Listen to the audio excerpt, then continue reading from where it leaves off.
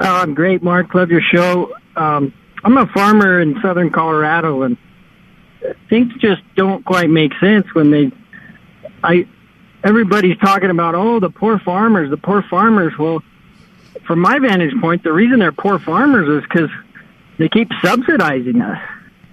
And I'm probably the first farmer to say, hey, I don't want these subsidies.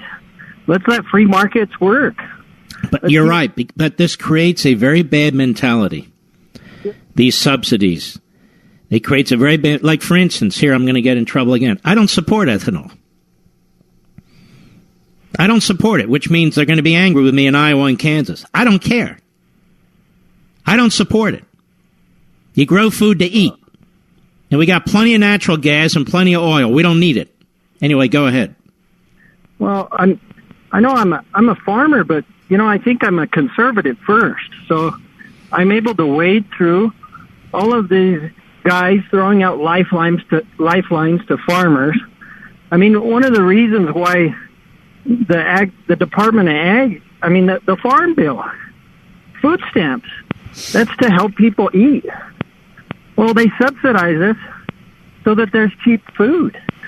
And as long as farmers recognize that, hey, they're going to subsidize you, you're going to get a cheap price for your whatever you sell.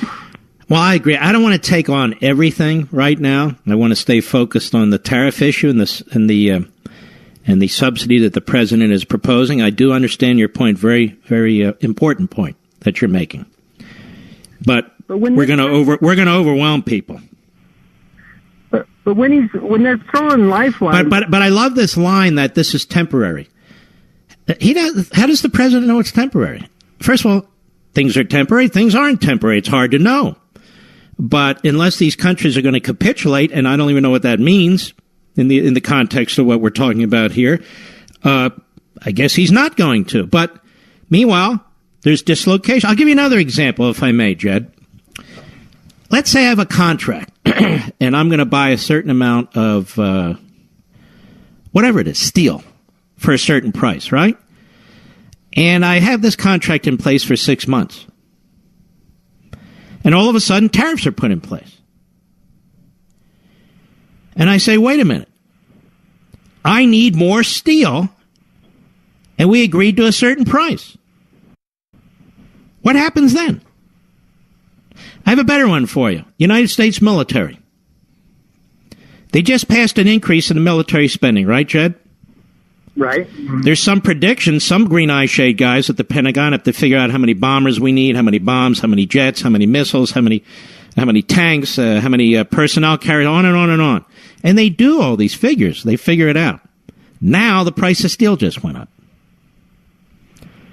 I guess we're going to have less tanks and bombers, aren't we? Well, I have to deal with labor. I try and be efficient in being cost effective in how I raise my crops, and then all of a sudden the price of my wages goes up, and then all of a sudden my cost changes. I can't. Let me tell you what else is going to go up: the price of your equipment. Exactly. It's all going to go up. Everything.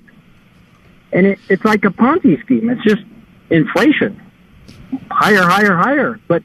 And it protects only certain industries. So, of course, and you're going to see it. Wow, look at that industry's doing better, and they've got more jobs, and they're set. But what you're not going to see is the downstream industries that are doing worse, that are struggling, and people losing their jobs or losing a bonus or losing a salary increase. Thank you for your call, Jed. Let's go to Mark, San Jose, California, the great KSFO. Go. Hello, Mark. This is Mark Mediani. How you doing?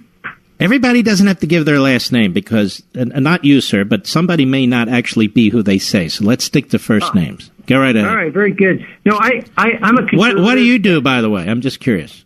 Engineering. All right. For what? For a defense contractor. Okay, defense contractor.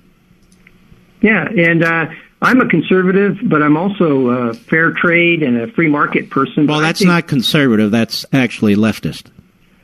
All right. Hey, look, I'm a conservative, but I want fair trade and the government has to do this. How can that be conservative?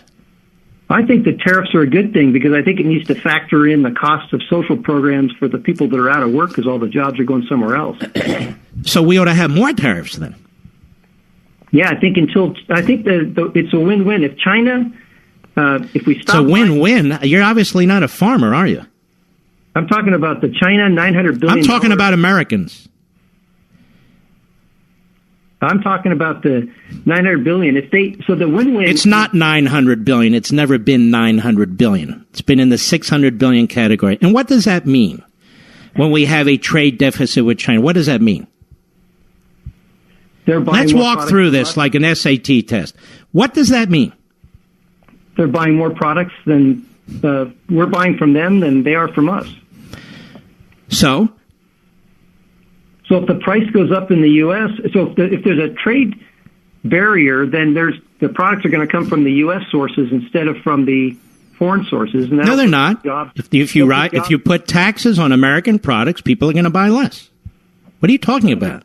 You think it's dollar for dollar? All of a sudden, Joe Q. Public says, you know what? I could have bought that. It could be China, but we're not just putting tariffs on China. It could be Canada. It could be the Europeans. It could be Mexico. We have tariffs going everywhere. Oh, no. You see, Mark, you say, you know what? That bicycle there that you could get for $150, now you can just buy it in America for $300.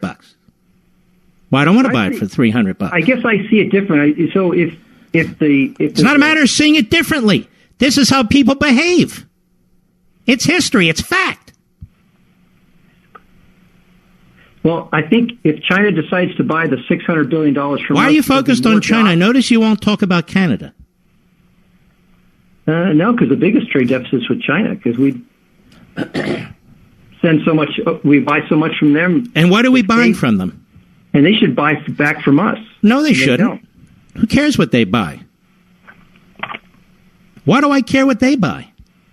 Why do I care if they tax their people with tariffs? Why do I care if they limit what their people can buy? It's a big world out there. I can sell it anywhere I want to. They don't want it, somebody else will buy it. But what is it that we buy from China that's so amazing that gives us a $600 billion, as you say, trade deficit? What is a trade deficit, sir? Well, I guess product comes here and cash goes there. Okay. So is that government to government, or is that person to person and business to business? It's business to business. Okay, so let's pretend, let's follow you, that we have to have a balance of trade. So which business should stop buying from China? Well, if we could get a balance of trade, there'd be a lot more. Answer me. I didn't ask you about if we can get a balance of trade. I want to get to a balance of trade. Which business should stop buying stuff from China? Well, it's business to business. It's not country to country. There's not an imbalance of trade from country to country. There's an imbalance of debt or credit from business to business, as I've used this example before.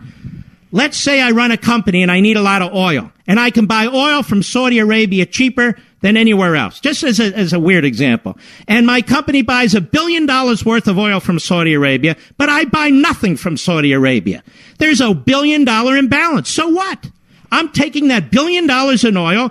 I'm running my assembly line. I'm creating good, hardworking, middle-class, blue-collar American jobs. Who gives a damn if there's $1 billion in trade deficit? It doesn't even matter. It doesn't make sense. Do you follow me?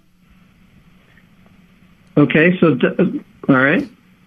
It's not like the Chinese are shipping us great cars. We don't even buy Chinese cars. It's not like the Chinese are shipping us great computers. We don't even buy Chinese computers. American companies go to China in order to manufacture things because the environment in our country's difficult, they say, they claim. And our answer is, you know what? We'll raise taxes. Well, maybe they should buy some of our cars. They don't want... Who is they? The Chinese government? The people. The Chinese people don't earn anything close to what we earn. Well, part of it is the price. Well, maybe we should make you the head of the American economy, and you can make all these decisions at the White House, too. Thank you for your call. You see where I'm going, folks? Maybe they should do this. Maybe they should do that. In the real world, where people are running businesses, they have to make decisions. They have to meet the bottom line. Do you think Harley Davidson only wants to expand in Europe and not in the United States? To what benefit is there other than so they can survive?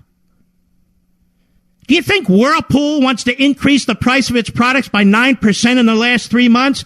What benefit is there to do that other than to survive? And who the hell sits around as a businessman and says, you know what? I'm not buying from this country because of the trade imbalance. The trade imbalance is irrelevant. When China gets tens of billions of dollars of American dollars, they have to spend it someday, some way. But forget about China. I'm talking about our allies. China's a national security exception to me. They're our enemy. Canada's not our enemy. Hell, they got more,